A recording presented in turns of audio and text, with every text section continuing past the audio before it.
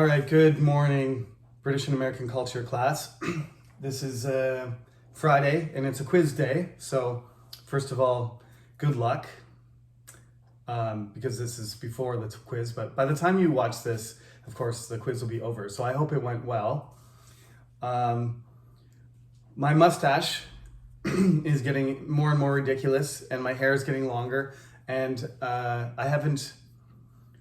I've decided to just let it go because I'm looking more and more like some sort of, English general or aristocrat with their ridiculous facial hair. Since I am descended from British people, I thought maybe I would just continue with this.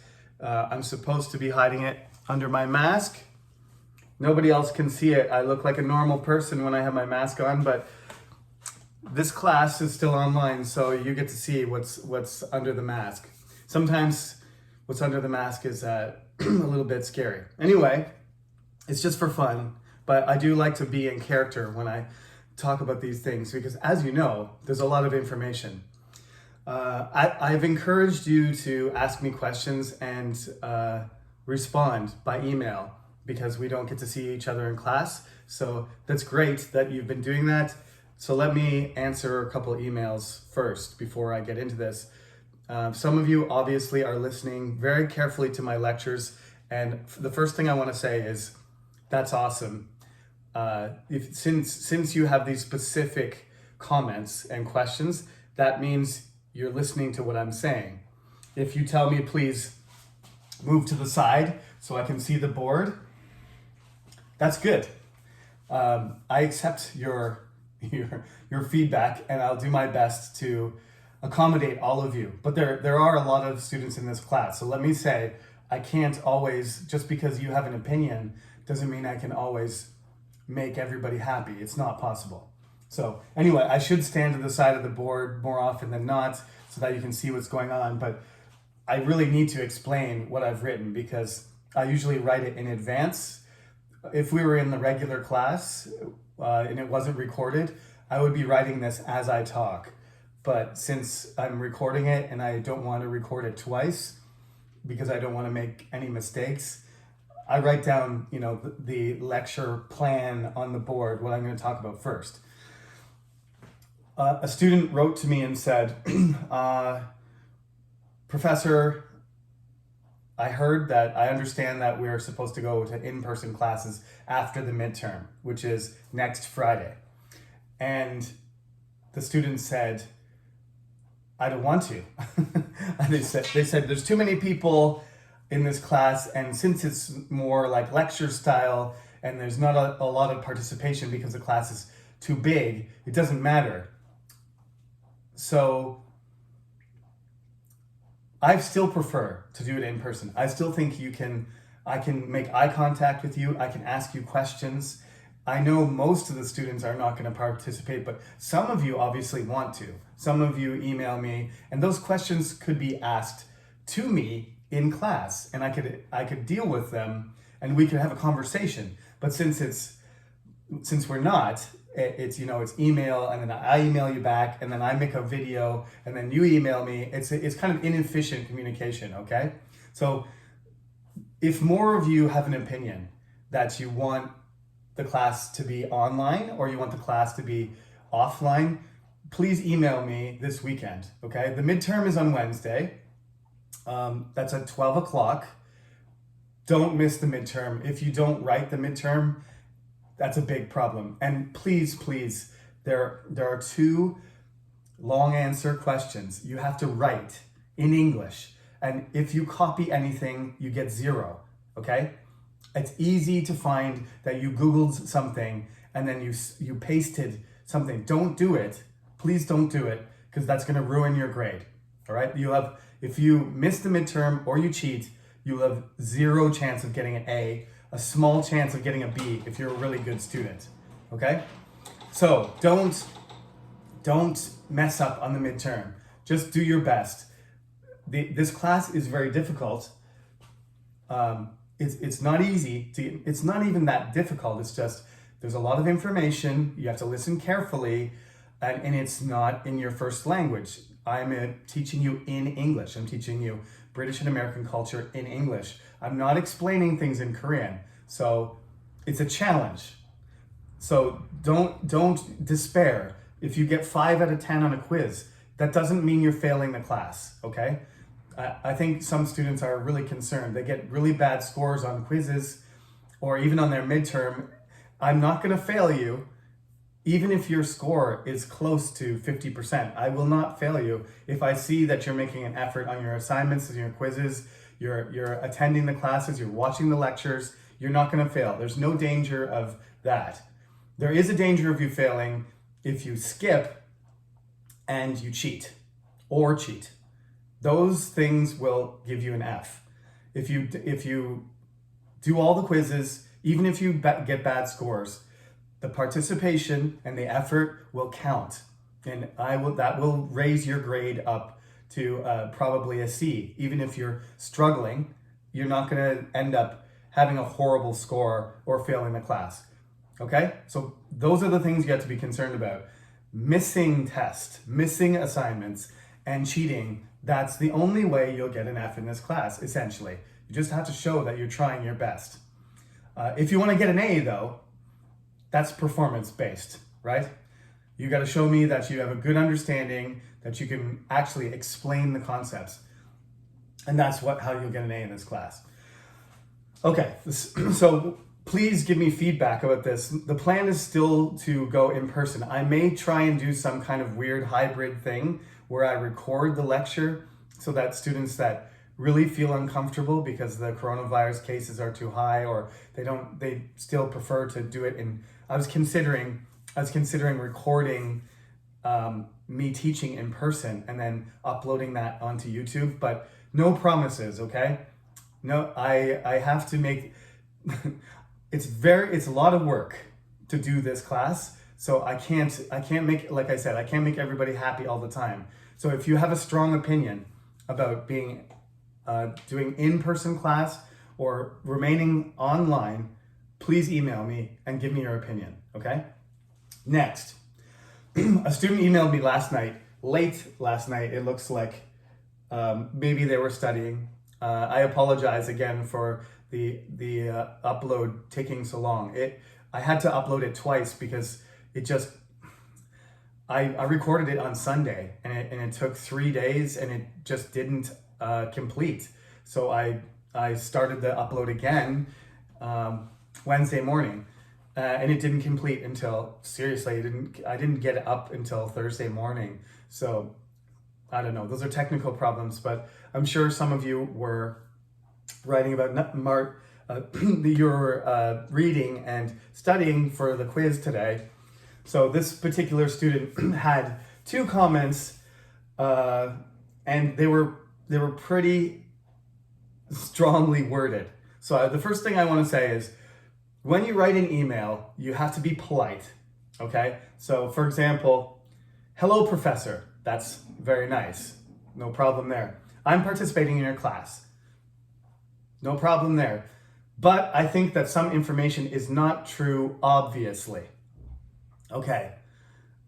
Obviously is the wrong word to use. That's an indication that you have a strong opinion that you disagree with something that I said, but that's not a polite way to say it. So, and saying something's not true, I would never, it's possible that I would make a mistake. I'm a human being, but I am an expert. I've written a book and I've read hundreds of books about this. None of you know about these subjects as much as me. None of you. You're 20 years old. I'm 40. It's my first language. I'm an expert. So don't start your email by saying, I'm right and you're wrong, professor. That's really not the best way to approach it. I'm a pretty easygoing person, but it's still kind of disrespectful and insulting. If you do that to a Korean professor who's 55 years old and they've spent their whole life studying something and you say, no, you're wrong, I don't think it's gonna go well for you. So first of all, don't email like that. Phrase it as a question. Even if you're shocked, phrase it as a question, even if you have a different opinion, okay? But the two things that this student mentioned was that Martin Luther was German, so he likes drinking beer. That's not why he likes drinking beer. It doesn't have anything to do with nationality. French people like drinking beer. American people like drinking beer. Beer is a huge, huge thing for hundreds of years. People drank beer because water was unsafe, okay? This has nothing to do with national culture. And Martin Luther is not that important to our course. The reason I talked about Martin Luther is because King Henry VIII hated Martin Luther, okay? He started the Reformation in Europe. Martin Luther did. Martin Luther was a genius. He was a Catholic priest. He grew up as a Catholic priest and he was German. All of these things are true. Did he like drinking? Yes, he did. He loved it. He loved getting drunk. I suggested, this is my opinion, and this is not a fact, and the student is correct. Would he have written his 95 Theses and stuck them to the church door? The story is that he was drunk when he did it. And I think that is very likely because after he did that, there was a chance that the Catholic Church was going to burn him alive, right? Once he had very strong opinions. And one of those opinions was about selling indulgences. You were allowed to pay money in order to forgive bad things. Sins, right? In order to get into, it's like paying some money to get into heaven rather than asking for forgiveness, or as the Protestants will start to believe after Calvin and Charles, the Presbyterians are Calvinists and the Baptists are Calvinists. They will believe that it doesn't matter what you do, especially you can't pay money in order to forgive your sins and get into heaven. But this is a very common thing in the Catholic Church. People went on crusade. We talked about the Crusades. Christianity was a fundamental thing. I told you, it's a medieval idea that the most important thing in your life is your relationship with God. And through your relationship with God, you have a relationship with your community. People are not nationalistic, they are Christian. That's the central idea of the culture, right? Everything has to be related to Christianity. When Henry VIII transforms, when the Reformation starts happening in English, it's not because of the ideas. Martin Luther starts his revolution. It's a revolution of ideas, right? He's upset about the corruption of the Catholic Church and he wants to change it. He wants to make it, he thinks that the Catholic Church has changed and it's about political stuff. It's about money. It's about power. And it's not about religion. It's not about the ideas of the Bible. That's Martin Luther's problem. That's his idea, right? He loves getting drunk though. I've read about Martin Luther extensively, and I know all of you have not. You just get told in church that Martin Luther was a hero because he started the Reformation. That's okay. I didn't say he wasn't a hero. I said he liked drinking. He was a priest. It doesn't matter. Catholics loved drinking. Jesus turned water into wine, okay? If you're a Korean Christian who thinks drinking is bad, then you are a Puritan, okay? You're closer to what in the 16th century, in the 17th century in England was a Puritan. They didn't drink. They hated drinking. They thought it was bad. This is a Puritan thing. Most people drank. And I said, the water was dirty. Sometimes you drank beer because the water was undrinkable, right? People in London were drinking beer, not necessarily to get drunk, just because the water was toxic, all right? The same thing happened in other countries, especially in the Netherlands and Belgium. The best beer in the world comes from what is now, they're Trappists. They're called Trappist ales. If you go to Belgium, you can go on a beer tour and you can go in these ancient abbeys and monasteries where they have secret recipes that are hundreds of years old that Catholic priests used to make their beer. It's the best beer in the world. So this all comes down to somebody who is religious, obviously, having heard all these good things about Martin Luther and not being able to understand that it's very common for everyone to drink, okay? This is one of the things about the class you have to understand. My father is a Moksanim. I'm Chango Gyokwe. My family is Presbyterian for hundreds of years. I grew up with all of these ideas. I understand. You're not supposed to drink. You're not supposed to get drunk. You're not supposed to skip. You're supposed to read the Bible and sit in an uncomfortable bench on Sunday, okay? I did it for my first 20 years of my life. I went to university. I studied more. It's a lot more complicated. This is not a religious class. So it doesn't matter if you're Muslim. It doesn't matter if you're Protestant or you're Catholic or you're atheist or you're Buddhist. This class is not about religion. I'm just telling you what happened in that period. It doesn't have anything to do with your beliefs. It doesn't have anything to do with your lifestyle, all right? Was the Reformation politically motivated? Of course it was. As soon as Martin Luther did that, it triggered an entire crisis across entire Europe, and there was wars.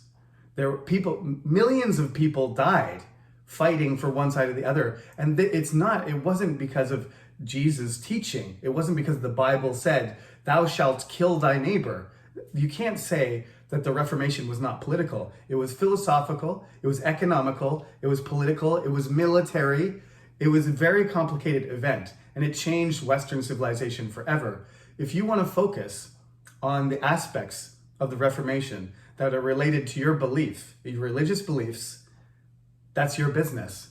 That has nothing to do with this class, okay? So if you want to accept the truth or not, according to how you think Christians should behave, that's irrelevant. People don't follow the ideas. People break laws. There are good Christians and there are bad Christians. Richard the Lionhearted was a Christian king who went to the Middle East and slaughtered and killed as many people as he could. Most of them were Muslim. He came back to England and France and he killed as many French people as he could, right? Who were Christian. Where in the Bible is that? How can you explain that behavior? This guy is a Christian king. People don't behave according to what you believe. The ideals are ideal, but the actual behavior of the culture is far from that. So part of this culture is we have to look closely at the people, at the famous people, and we have to examine them, and we have to be honest with ourselves. Is Martin Luther a saint? No. Is Richard the Lionheart? Is he Arthur? Is he King Arthur? No, he's not. He's trying to be like King Arthur, but obviously he failed in so many ways because he's a human being, and he was jealous, and he was angry, and he was a murderer.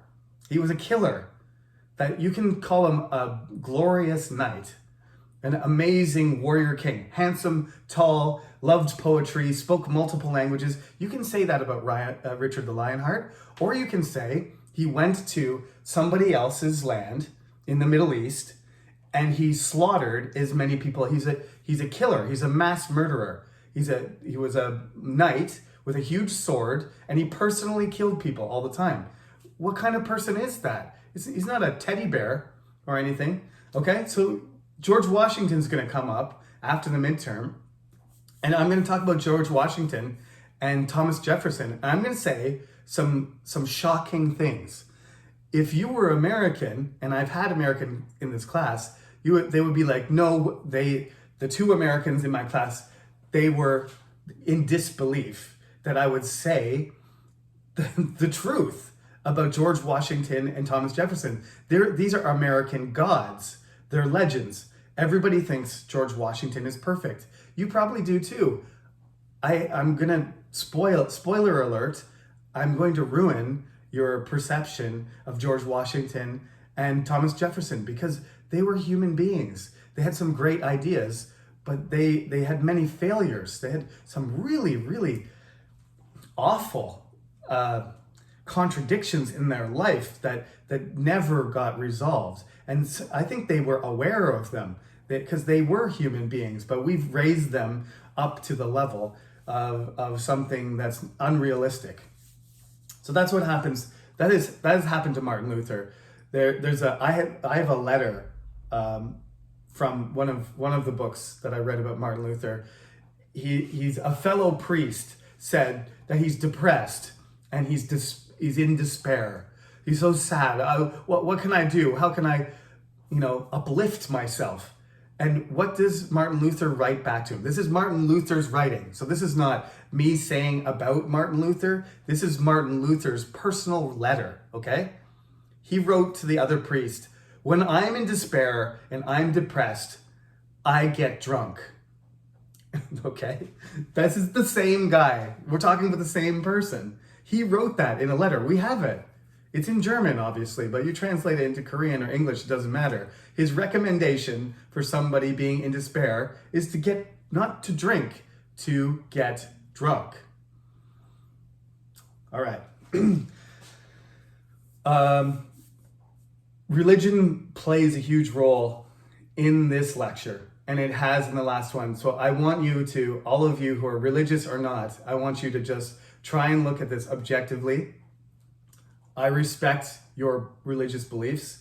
I probably should have said this at the beginning of the class, that I am going to say some things that are maybe surprising or controversial about historical figures, because I didn't know these things either when I was 20 years old. I was a Christian. I went to church. I learned all kinds of information.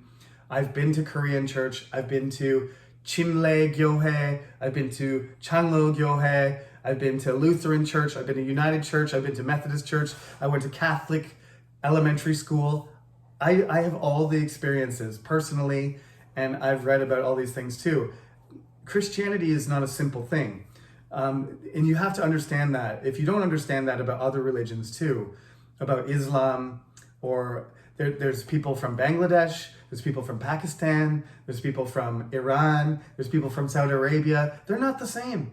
The Muslim religions have local and regional and global aspects. So listen to what I'm saying about Christianity, and don't think that I'm criticizing the religion, because if I'm saying anything about Christianity, I deserve to criticize myself. And I do think Martin Luther was a very important person, and he can be a hero, but we have to be realistic about the facts of how things happened. And I'm just trying to show to you how British culture developed. Martin Luther is not going to be on the quiz or on the exam, so now you know more about him than you need to know. And if you want to ask me personally more, then I'll be happy to talk to you all day. But it's time for Elizabeth to die. Queen Elizabeth had to die eventually, and she didn't have any children. So let's get into the 17th century, because she dies in 1603. Queen Elizabeth is gone. From the last lecture, you already know some of the important things about her personality, and the Spanish Armada was probably her most important moment, when they managed to defeat the invasion force of Spain, and she became a hero. Now, it's Queen Elizabeth also, she's been lionized, she's been praised and lifted up to a level that's probably unrealistic, but she did that on purpose. Martin Luther really didn't care. Martin Luther just, people raised him up on a pedestal later, but Queen Elizabeth did it herself. She was a master manipulator. She made people look at her like the Virgin Queen, like the representation of Maria, like a reincarnation, like a Protestant reincarnation of the mother of Jesus. She and some sort of fantasy of like some female, warrior queen, but she wasn't any of those things. It was all a performance. And Shakespeare obviously contributed as much as possible to this building up of this imagery. Lots of the poets and the dramatists, worked images of Queen Elizabeth into their work, because that made her happy, and then she would give them money, and then they could, perform their plays. She was the most important patron of the arts. And that's why we've been talking about kings and queens still, is because they are still at the center of British culture.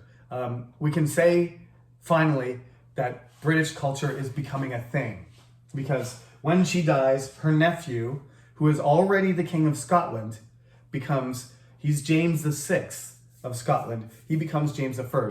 He comes down to London, and now he's the King of Scotland and England. And he tries to perform. He tries to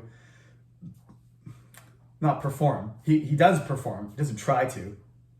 He tries to perform this dual role, but what he wants is to unite the kingdoms. He wants to make the United Kingdom of Great Britain.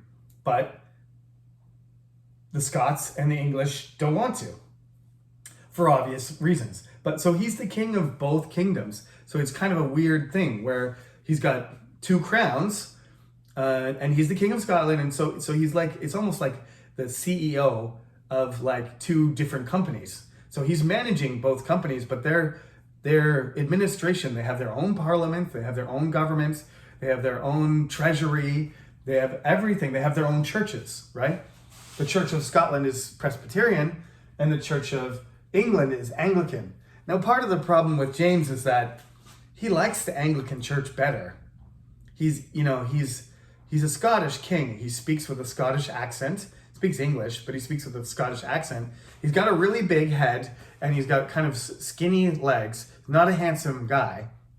And he's got a really thick Scottish accent, and he also has, they say, some kind of like, speech difficulty, maybe because his tongue is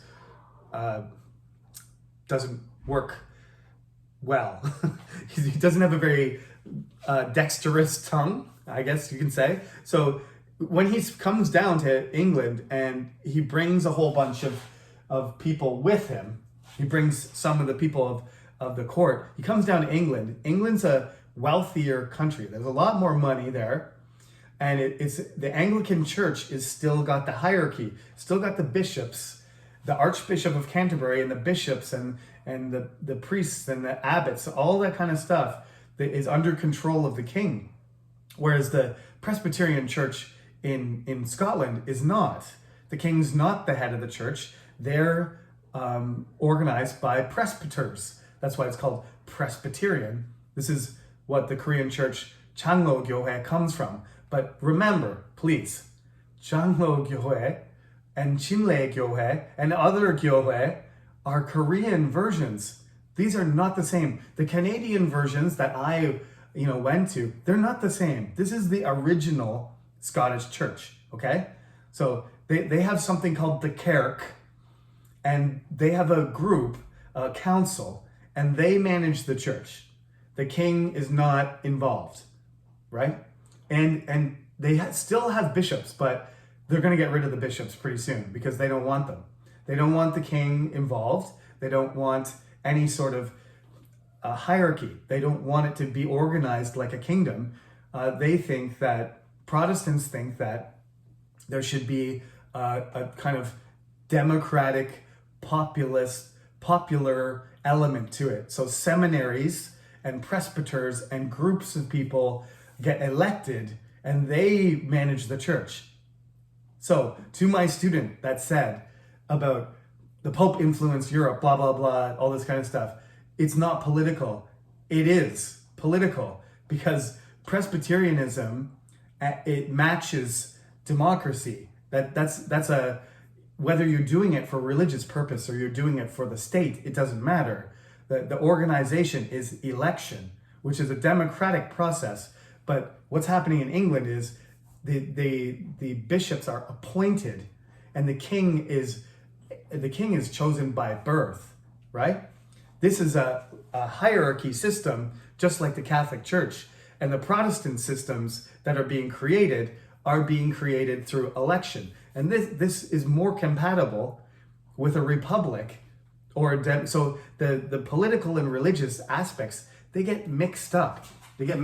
So yes, it's a political strategy.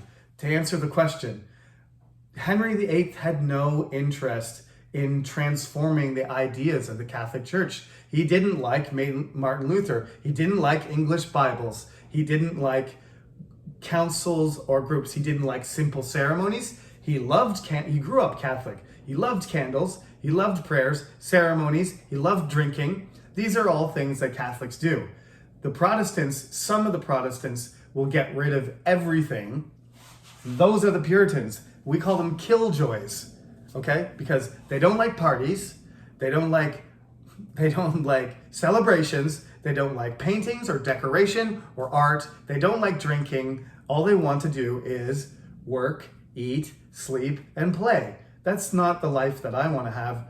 If you like watching TV, then you're not a real Puritan, okay? Just stick to the Bible and do your work.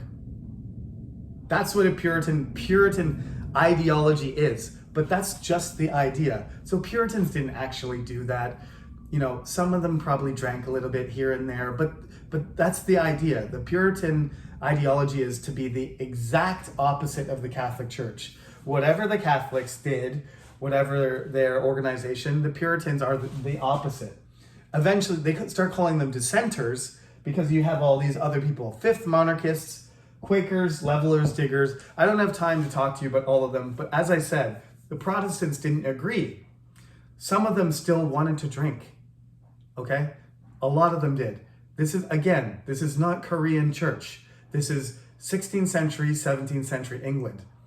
People brought dogs and guns and got drunk and went to church. Church was like, in the early 17th century, church was like a circus, okay?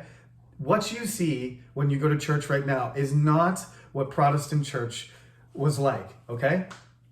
The Protestant movement fractured and everybody had their own idea.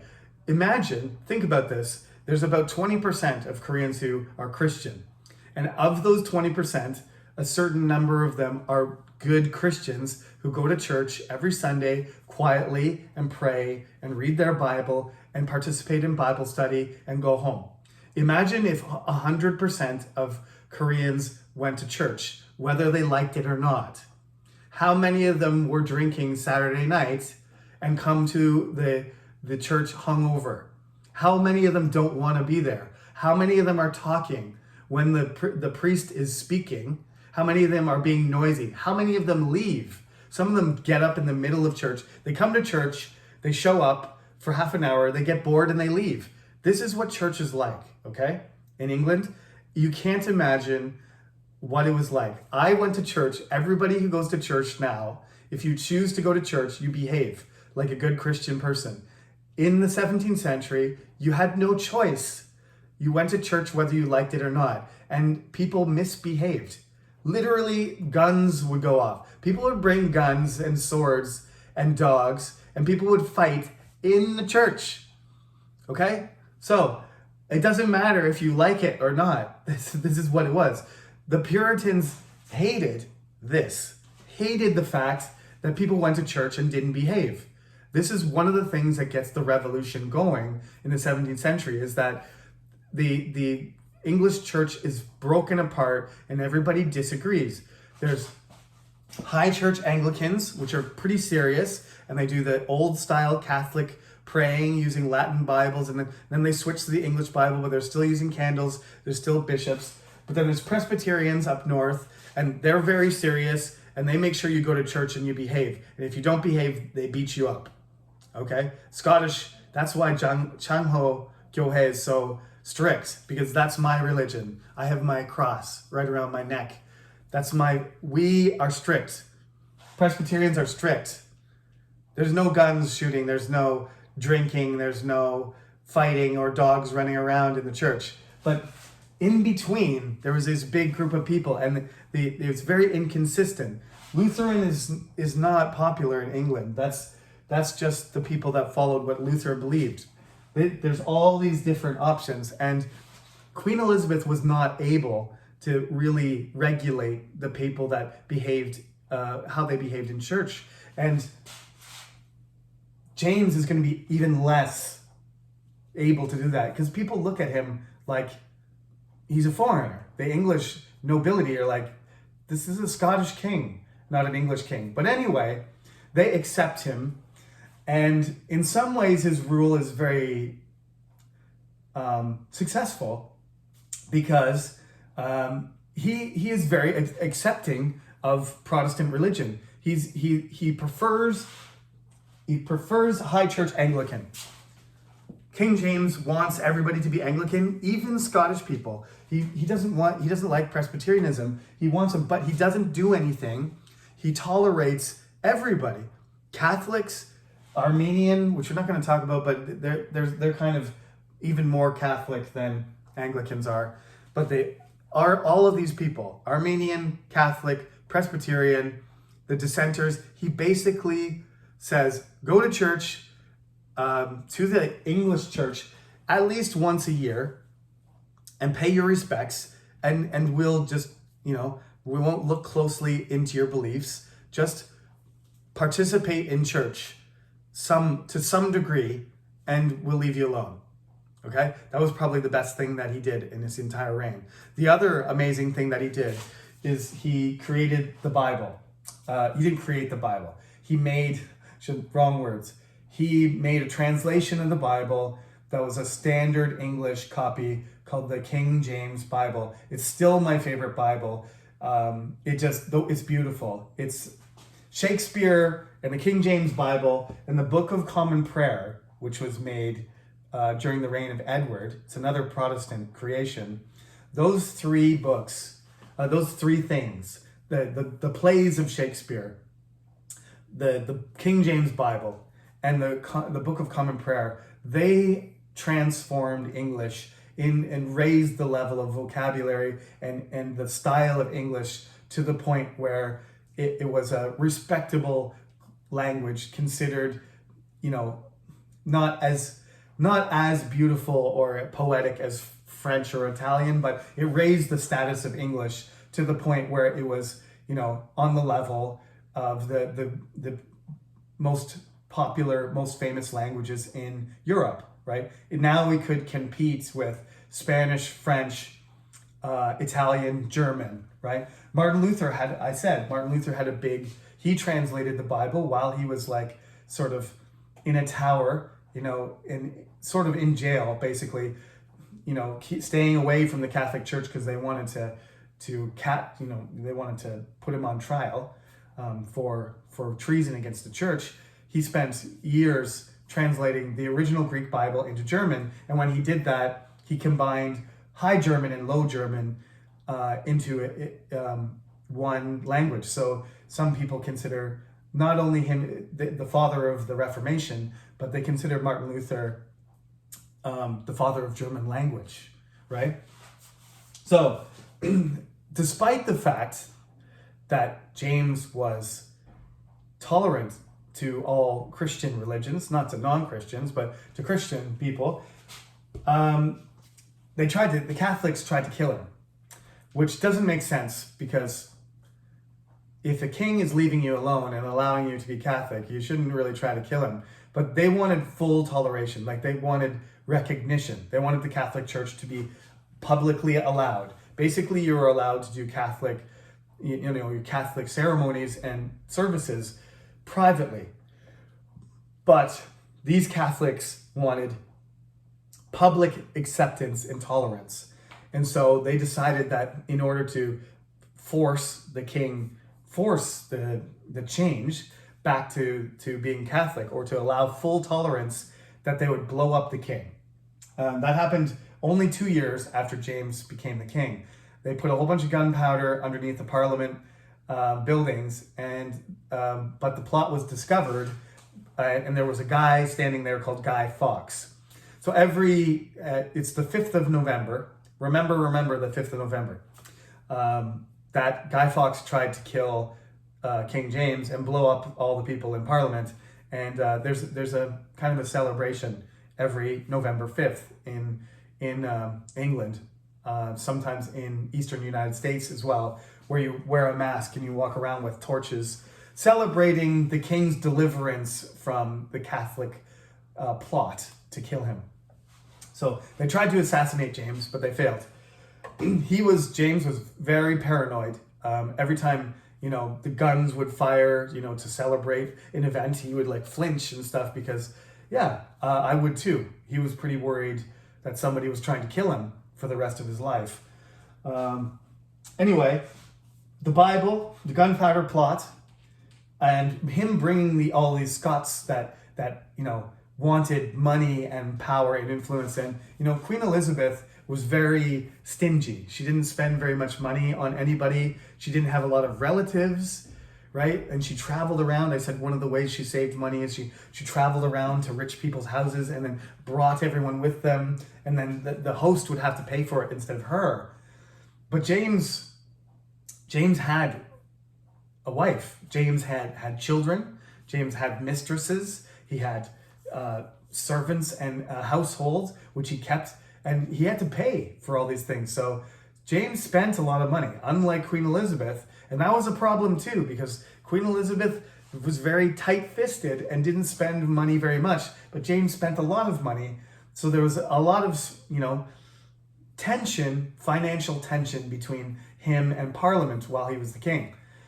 So when he dies and his son Charles becomes king, Parliament decides they're going to, instead of just giving him his money for life, it's called tonnage and poundage for life, which is basically, it's understood. You become a king, you get money to support your castles, your servants, your clothing, your food, your entertainment. That's every time when you become king or queen, you automatically get that. But Parliament doesn't do that. They just give it to him, I think, for 5 years or 10 years instead of his whole life, which is kind of an insult right away, saying, okay, here, but after 5 or 10 years, we're going to check how you're spending your money, and then if we approve, then we'll renew it. So immediately Charles is insulted by the Parliament. So he's going to try and, as much as possible, run the country without Parliament. And he ends up not being able to do that because things are too expensive. He has a lot of debt from his father. Queen Elizabeth had some debt.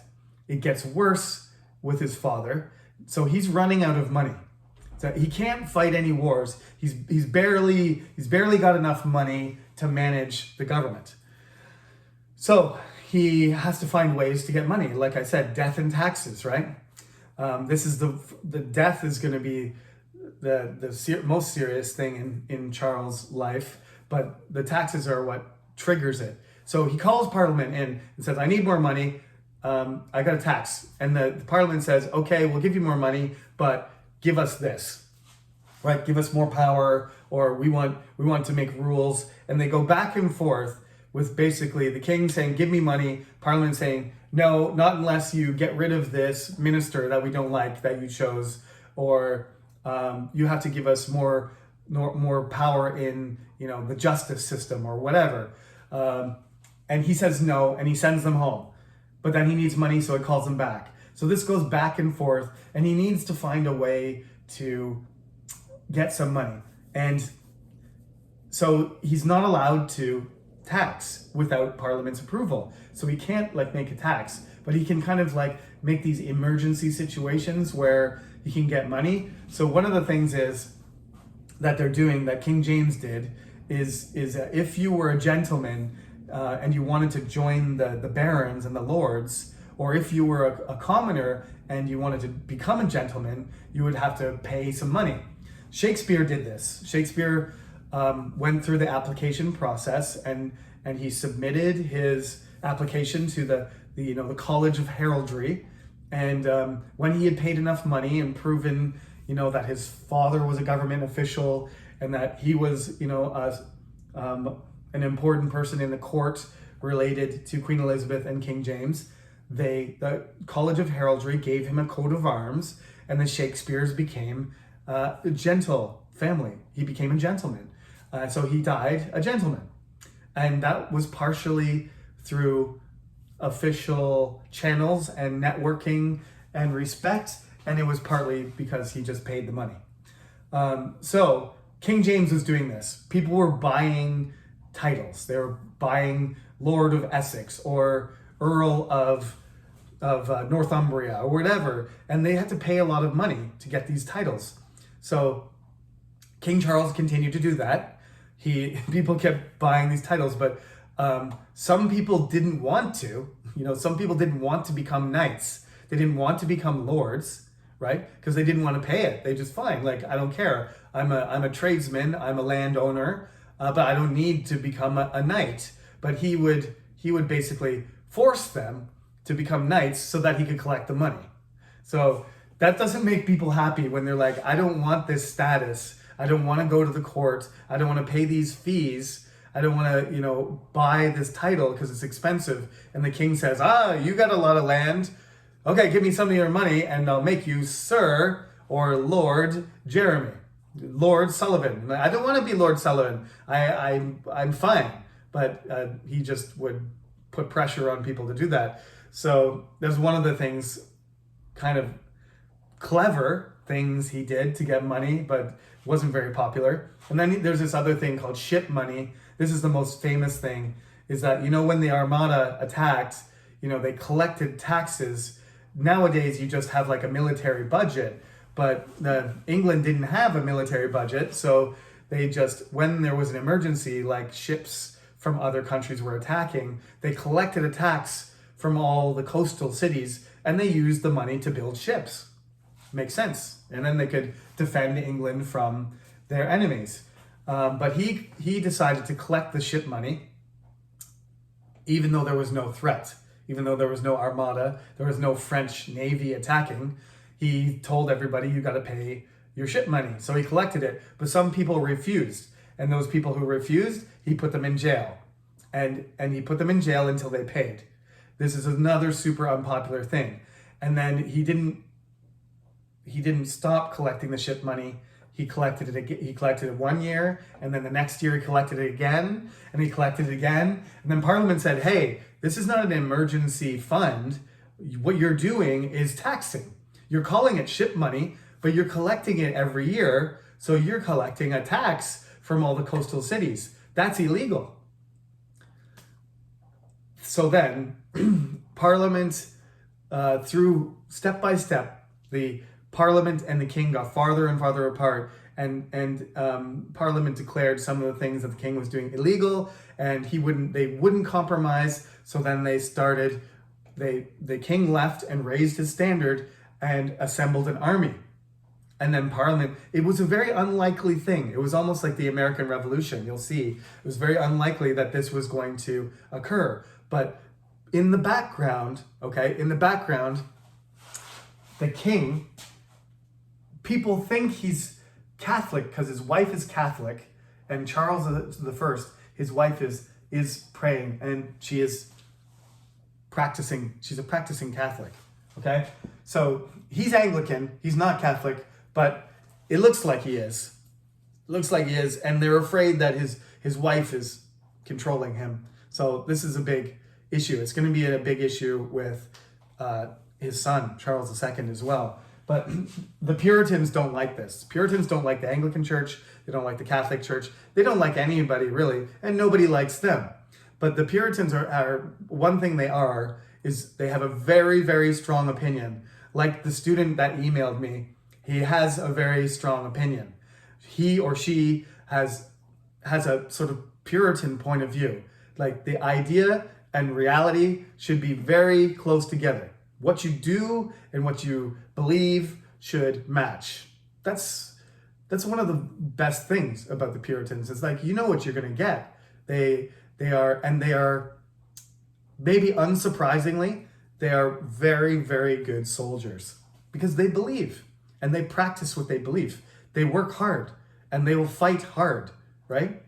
So a lot of the members in Parliament are like not high church Anglican. They may be Anglican, but more leaning towards Presbyterian, and there's a lot of Puritans. And when the king leaves London and raises an army north of London, he gathers all of the secret Catholics and high church Anglicans and the people who believe in the king. And then in London, the population that is more sympathetic with Parliament and are practicing Puritans that are against the hierarchy of the king and the Catholic Church and the Anglican Church, they become polarized. So you end up literally having uncles and nephews and brothers and fathers and sons on opposite sides, because like the father is Anglican and the son is Puritan, and they fight against each other. It's a really, really horrible situation. And that's how the English Civil War, I can't give you any more detail than that, but it's really like devastating war, not just because of the number of deaths, but because of the relationships between people.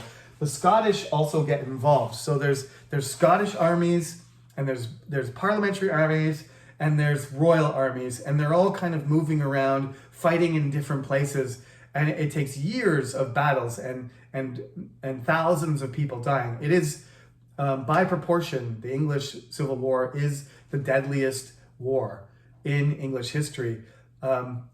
They lost more people by proportion to their population as a percentage. I think it's something like 5% of the total population of England died during the English Civil War, which is higher than World War I, to give you perspective, because World War I at the time was the deadliest war in human history until World War II. But the English Civil War, percentage-wise, the English lost more people. So you have an entire generation of young men who die in order to try and win the Civil War. The king loses, the royal armies lose, and as a result, the king is given a trial and he is found guilty of betraying the kingdom, and he is executed. This is 150 years. This is the 1640s, 1649, when he is killed. This is an entire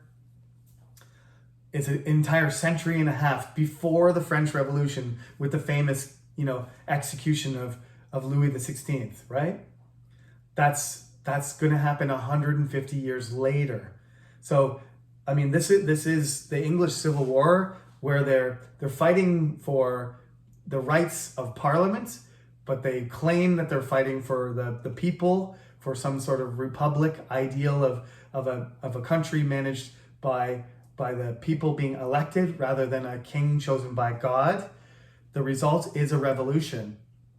However, the revolution is only going to last 10 years, because the person who ends up in control of that is named Oliver Cromwell. And they do the republic experiment for about 4 years, but unfortunately it's an experiment, and the government politicians, they can't agree with each other and they can't get anything done. The military is not being paid properly. They're angry.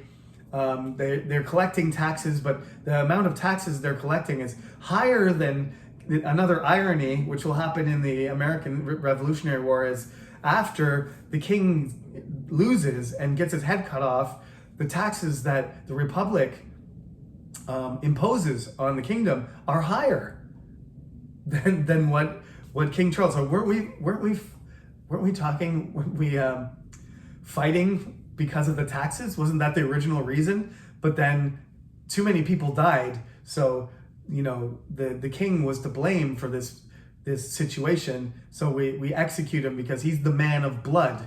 He's the man who has inherited the responsibility, and he's caused all this death. So that the reason for this is death and taxes. So the death stops, but the taxes don't stop. So we fought all this, thousands and thousands of people died for this cause, and now the government is taxing us more than before. And this is partly because they have a big army.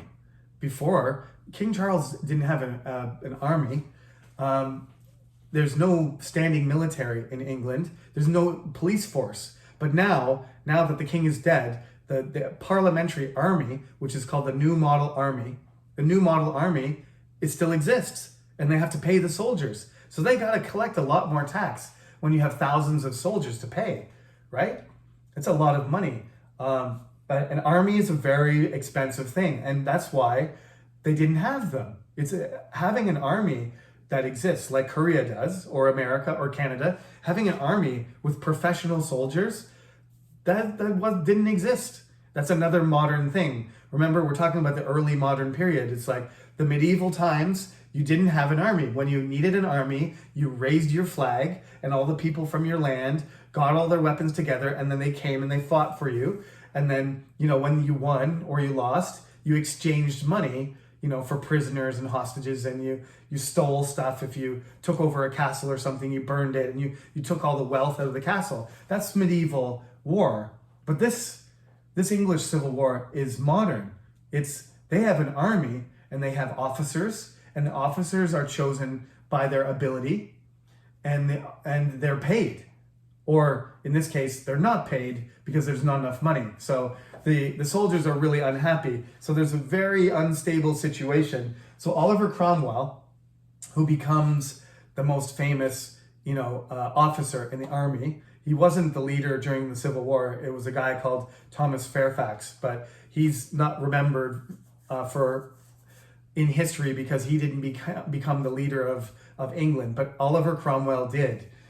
After 4 years or 5 years of this frustration of not managing the country well, some people want him to become the king, but he refuses because he's a Puritan and he doesn't believe in hierarchy. He doesn't believe in the structure of the Anglican Church or the Catholic Church. He says, I won't accept being king, but I will become the leader of the country. I will be the Lord Protector. But a Lord Protector normally was sort of a position that was given when a king was a boy, or like when the king was disabled or something. It's somebody who is ruling on behalf of somebody else. But in this case, he's not representing anybody. He's representing himself. So in one hand, he's the general. He is in control of the new model army. He's a kind of dictator, you might say. It's called the Commonwealth or the Protectorship. In one hand, he has the political power. In the other hand, he has the sword. And he is a fanatical Christian. He's a Puritan. He has belief that he's doing things in the name of God. There's some amazing quotes if you look up Cromwell. But he's also ruthless. He hates Catholics and he hates Irishmen. And he goes to Ireland, and one of the things Oliver Cromwell is famous for is for massacring Old English, Irish, and Catholics in Ireland. In Ireland, he is the equivalent of Toyotomi Hideyoshi. He's a murderer and a villain and a fanatical, genocidal maniac. He was fanatical. Well, I think we can agree about that. But he was. There was there's an aspect to him that was intense and dangerous. And that's what sort of made him a good commander. He was very direct, and whatever he believed in, he had conviction. He would do whatever he thought his destiny was. So he won the Civil War. He killed the king because that's what he believed he should do.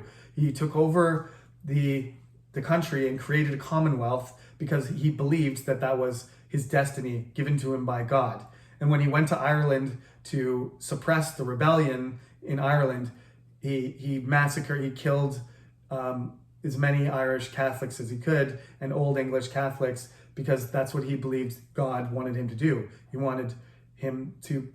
God wanted him to punish the Irish, and that's what he did.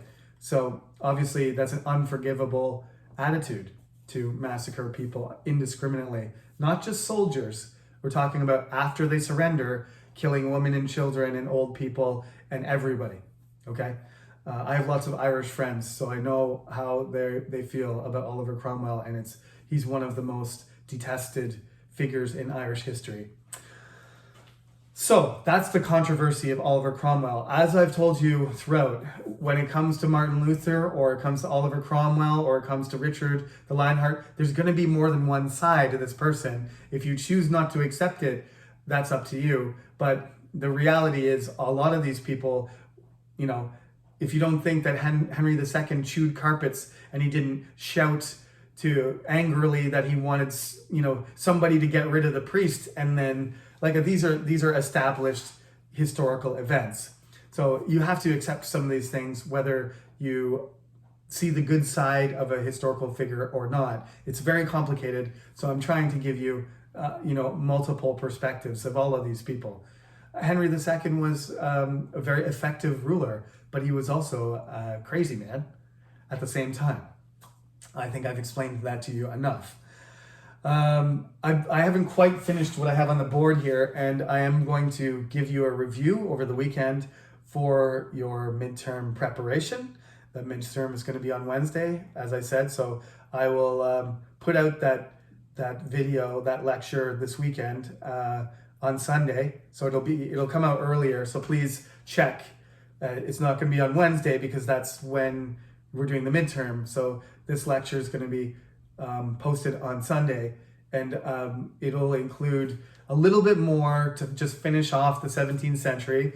Oliver Cromwell is going to die at the beginning of our lecture, and then I got to talk about the Restoration and the Glorious Revolution in 1688, and that's it. And then I'm going to just rewind and just sort of go through a list of things that you need to look up and be prepared for. I'm not going to redo any of the lectures because that would take forever, but I'm going to highlight some of the things from each quiz in each chapter for you to get ready for the midterm. And of course, I will explain the format in more detail, but I did post that already. So if you read the notice, you'll see how you're going to be evaluated for your midterm. Again, I do appreciate the questions and comments, whether it's a strong opinion or not. But remember, please be polite and respectful when you send your emails. That's a given. If you don't, then don't expect me to reply to you, because that's how things go. You have to phrase your opinions with good manners. Otherwise, you're not going to receive respect in return. That's the way it goes. So good. I hope the quiz went well. The quiz is over now. I hope the quiz went well for all of you, and good luck on the midterm. Please look for the preparation midterm review lecture on Sunday night. Okay? Thank you very much for listening, and see you next week.